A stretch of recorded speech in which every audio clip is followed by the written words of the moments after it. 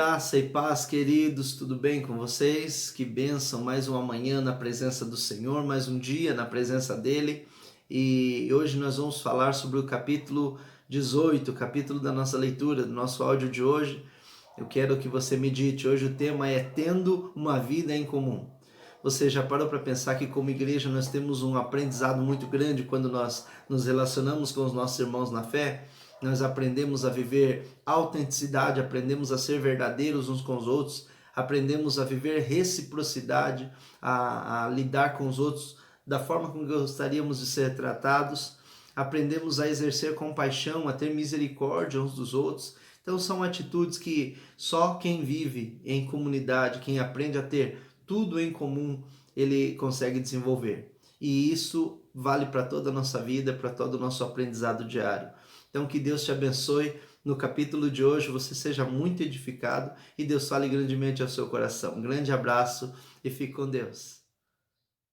Uma vida com propósitos, de Rick Warren. Dia 18. Tendo uma vida em comum. Cada um de vocês faz parte do corpo de Cristo e vocês foram escolhidos para viver juntos em paz. Colossenses capítulo 3, versículo 15. Como é bom e agradável que o povo de Deus viva unido como se fossem todos irmãos. Salmos 133, versículo 1.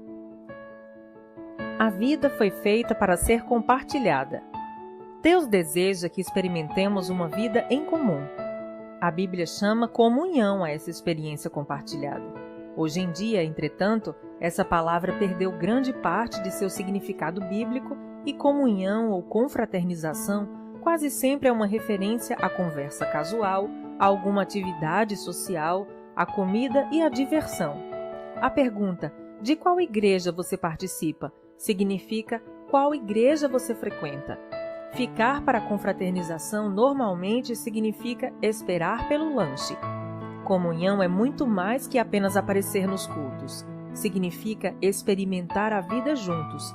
Isso inclui amar de modo altruísta, compartilhar com transparência, servir nas necessidades práticas, autossacrifício, consolar solidariamente e todas as outras atividades seguidas da expressão uns aos outros, encontradas no Novo Testamento. Quando se trata de comunhão, o tamanho importa. Quanto menor, melhor. Você pode adorar no meio de uma multidão, mas não pode ter comunhão com todos ao mesmo tempo. Quando um grupo aumenta para mais de 10 pessoas, alguém deixa de participar, normalmente o mais reservado, e poucas pessoas acabam dominando o grupo. Jesus ensinava dentro do contexto de um pequeno grupo de discípulos. Ele podia ter escolhido mais, mas sabia que 12 pessoas era o número máximo razoável para um grupo que se pretende que todos participem. O corpo de Cristo, assim como o próprio corpo humano, é na verdade um conjunto de muitas células pequenas. A vida do corpo de Cristo, tal qual nosso corpo, está contida no interior das células. Por essa razão, todo cristão deve fazer parte de algum pequeno grupo dentro de sua igreja. Um grupo de comunhão nas casas, uma classe de escola dominical, um grupo de estudo bíblico. É nesses encontros que ocorre a verdadeira comunhão, não nas grandes reuniões. Se você imaginar sua igreja como um navio, os diversos grupos são os botes salva-vidas presos a ele. Deus faz uma fantástica promessa a respeito dos pequenos ajuntamentos de cristãos. Pois onde se reunirem 2 ou 3 em meu nome, ali eu estou no meio deles. Mateus capítulo 18, versículo 20.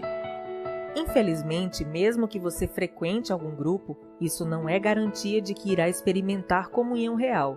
Muitas classes de escola dominical e outros grupos na igreja ficam presos à superficialidade e não fazem ideia de como experimentar a verdadeira comunhão. Mas qual a diferença entre a comunhão verdadeira e a falsa? Na verdadeira comunhão, as pessoas experimentam autenticidade. A comunhão autêntica não é superficial, não se resume a conversa sobre banalidades. É genuína, de coração para coração, às vezes chegando ao ponto de compartilhar assuntos íntimos. A comunhão ocorre quando as pessoas se mostram honestas a respeito de si mesmas e do que está acontecendo em sua vida. Elas dividem mágoas, revelam sentimentos, confessam falhas, dão a conhecer dúvidas, admitem medos, reconhecem suas fraquezas e pedem ajuda e oração. A autenticidade é exatamente o oposto do que você encontra em algumas igrejas. Em vez de uma atmosfera de honestidade e humildade, há uma conversação fingida, encenada, politiqueira, superficialmente educada e frívola. As pessoas vestem máscaras, mantêm a guarda e agem como se sua vida fosse bem-sucedida em todos os aspectos. Essa atitude decreta a morte da verdadeira comunhão. Somente quando somos sinceros sobre nossa vida é que experimentamos a real comunhão. A Bíblia diz: se, porém, andarmos na luz, como Ele está na luz, temos comunhão uns com os outros. Se afirmarmos que estamos sem pecado, enganamos a nós mesmos e a verdade não está em nós. 1 João, capítulo 1, versículos 7 e 8. O mundo pensa que a intimidade ocorre no escuro, mas Deus diz que ela faz parte da luz. As trevas são usadas para esconder ferimentos, erros, medos, fracassos e falhas. É na luz que os trazemos todos para um lugar aberto e admitimos quem realmente somos. Naturalmente, ser autêntico exige coragem e, ao mesmo tempo, humildade. Significa enfrentar o medo de ser exposto, da rejeição e de ser novamente magoado. Por que alguém correria tal risco? Porque é a única maneira de crescer espiritualmente e ser emocionalmente saudável. A Bíblia diz: façam disso uma prática comum. Confessem seus pecados uns aos outros e orem uns pelos outros, para que vocês possam viver juntos, integrados e curados. Tiago, capítulo 5, versículo 16. Só cresceremos assumindo riscos e o mais difícil de todos é ser honesto com você mesmo e com os outros. Na verdadeira comunhão, as pessoas experimentam reciprocidade. Reciprocidade é a arte de dar e receber. É depender um do outro. A Bíblia diz: o modo pelo qual Deus formou o corpo humano é um modelo que nos ajuda a entender nossa vida comunitária na igreja. Cada parte depende da outra. 1 Coríntios, capítulo 12, versículo 25. A reciprocidade é a essência da comunhão. Edificar relacionamentos recíprocos, compartilhar responsabilidades e ajudar uns aos outros. Paulo disse: quero que nos ajudemos uns aos outros com a fé que possuímos. A sua fé me ajudará e a minha fé ajudará vocês. Romanos, capítulo 1, versículos 11 e 12. Somos mais constantes em nossa fé quando outras pessoas caminham conosco e nos incentivam. A Bíblia recomenda responsabilidade, incentivo, honra e serviço recíprocos. Em Romanos, capítulo 12, versículo 10. Em mais de 50 ocasiões no Novo Testamento, somos orientados a realizar diferentes tarefas uns aos outros e uns dos outros. A Bíblia diz: esforcemo-nos em promover tudo quanto conduz à paz e à edificação mútua. Romanos, capítulo 14, versículo 19. Você não é responsável por todos no corpo de Cristo, mas tem responsabilidades para com eles. Deus espera que você faça tudo o que puder para ajudá-los. Na verdadeira comunhão, as pessoas experimentam compaixão. Compaixão não é dar um conselho ou oferecer uma ajuda eventual. É penetrar e compartilhar a dor do outro. A compaixão diz: compreendo o que você está passando e o que você sente não é estranho nem absurdo. Alguns chamam isso empatia, mas a palavra bíblica é compaixão. A Bíblia diz: como povo santo, sejam compassivos, bondosos, humildes, mansos e pacientes. Colossenses, capítulo 3, versículo 12. A compaixão satisfaz duas necessidades fundamentais do ser humano: a de ser compreendido e a de ter seus sentimentos respeitados. Compreender e respeitar o sentimento de alguém abre caminho para a comunhão. O problema é que estamos quase sempre tão ansiosos por corrigir situações que não temos tempo de sentir compaixão. Ou então, estamos preocupados com nossas mágoas. A autopiedade esgota completamente a compaixão pelas outras pessoas. Há diferentes níveis de comunhão, cada um adequado a um momento diferente. Identificamos os níveis mais básicos de comunhão no ato do compartilhamento e dos grupos de estudo bíblico. Num nível mais profundo, temos a comunhão de serviço, presente na ação conjunta em viagens missionárias ou em obras de caridade. O nível mais profundo e intenso, porém, é a comunhão de sofrimento, que ocorre quando tomamos parte da dor e das aflições uns dos outros e carregamos os fardos uns dos outros. Veja em Filipenses capítulo 3, versículo 10 e Hebreus capítulo 10, versículos 33 e 34. Os cristãos que melhor compreendem esse nível são aqueles que ao redor do mundo são perseguidos, discriminados e muitas vezes martirizados por causa de sua fé. A Bíblia ordena: compartilhem os seus problemas e aflições uns com os outros e, dessa forma, obedeçam à lei de Cristo. Gálatas, capítulo 6, versículo 2. É em tempos de crise, tristeza e dúvidas profundas que mais precisamos uns dos outros. Quando as circunstâncias nos esmagam a ponto de nossa fé vacilar, é que mais precisamos de amigos cristãos. Precisamos de um grupo de amigos que tenham fé em Deus por nós e nos ajudem a superar as dificuldades. Em um grupo menor, o corpo de Cristo é real e palpável, mesmo quando Deus parece distante. Foi disso que Jó necessitou durante seu sofrimento. Ele exclamou: um homem desesperado deve receber a compaixão de seus amigos, muito embora ele tenha abandonado o temor do Todo-Poderoso. Jó, capítulo 6, versículo 14. Na verdadeira comunhão, as pessoas experimentam misericórdia. A comunhão é um momento de graça em que os erros não são criticados, mas apagados. A comunhão acontece quando a misericórdia triunfa sobre a justiça. Todos precisamos de misericórdia porque todos tropeçamos, caímos e precisamos de ajuda para retomar o caminho. Precisamos oferecer misericórdia uns aos outros e estar dispostos a recebê-la uns dos outros.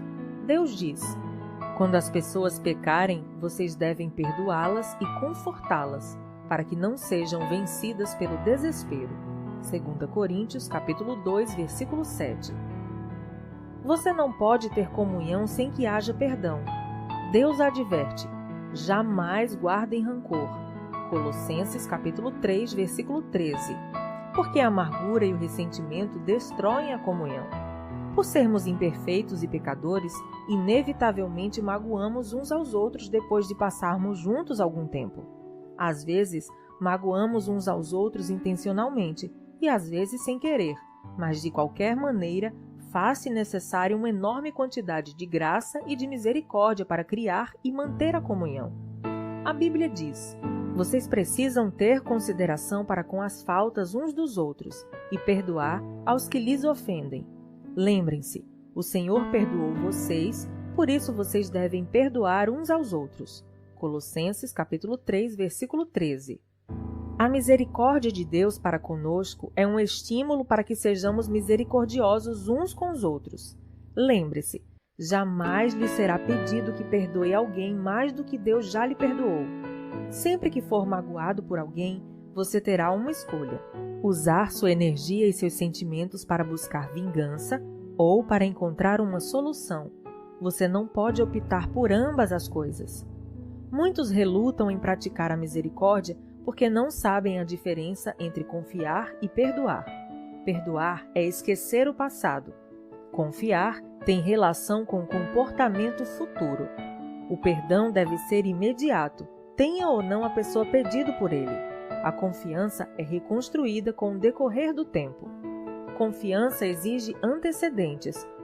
Se alguém o magoa repetidamente, Deus lhe ordena que perdoe imediatamente, mas não espera que você volte a confiar imediatamente ou que continue permitindo que tais pessoas o magoem. Elas devem mostrar que mudaram com o tempo. O melhor lugar para restaurar a confiança é no contexto de apoio mútuo de um grupo que promova tanto o encorajamento quanto a responsabilidade mútua. Você experimentará muitos outros benefícios ao fazer parte de um grupo da igreja, comprometido com a verdadeira comunhão. Trata-se de algo essencial à vida cristã e não pode ser ignorado. Há mais de 2000 anos, os cristãos vêm se reunindo regularmente em grupos para buscar comunhão. Se você nunca fez parte de um grupo ou de uma reunião como essa, não sabe o que está perdendo. No próximo capítulo, veremos o que é necessário para criar esse tipo de comunidade com outros fiéis, mas espero que este capítulo o tenha deixado ansioso para experimentar a autenticidade, a reciprocidade, a compaixão e a misericórdia da verdadeira comunhão. Você foi criado para viver em comunidade. Dia 18. Pensando sobre meu propósito de vida. Tema para reflexão: preciso de outras pessoas em minha vida. Versículo para memorizar: compartilhem os seus problemas e aflições uns com os outros e, dessa forma, obedeçam à lei de Cristo. Gálatas, capítulo 6, versículo 2. Pergunta para meditar: o que posso fazer hoje para me unir a outro irmão de maneira mais íntima e verdadeira? Até o próximo capítulo.